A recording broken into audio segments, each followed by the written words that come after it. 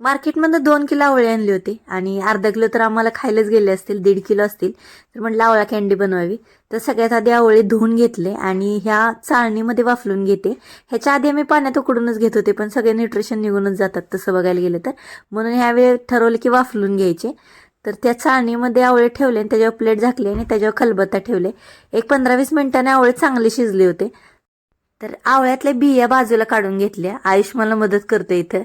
आता मी आणि आयुषने मिळून दोघांनी सगळे आवळे व्यवस्थित करून घेतले, बिया बाजूला काढल्या आणि या 2 काचेच्या भरण्या आहेत. काचेच्या भरण्यामध्ये ना आम्ही शिफ्ट करून घेतले सगळे आवळे आणि साखर घालतोय. तर 1 किलोला 700 ग्रॅम अशी साखरचं प्रमाण मी घेते याच्यासाठी. तुम्हाला यापेक्षा कमी गोड पाहिजे असेल तर तसं पण करू शकताय तुम्ही. तर आता आम्ही भरण्यांमध्ये साखर घालून घेतली आणि मिक्स करून घेतलं. 1-2 तासानंतर आपोआप पाणी सुटते. त्याच्यानंतर 2-3 दिवस या भरण्यामध्ये मुरायला ठेवलेत आवळे मी. त्याच्यानंतर हे पाणी बाजूला काढले आणि आवळे असे बाजूला काढून घेतले. हे पाणी आवळा सरबत म्हणून वापरू शकता खालचं. आणि पाणी निथळून घेतलेले आवळे वाळायला ठेवले होते. थोड्या वेळेस उन्हात ठेवले, नंतर तर मी सावलीतच वाळवले होते. जास्त उन्हात वाळवले ना एकदम कडक होतात आवळे, ती चांगली नाही लागत जास्त.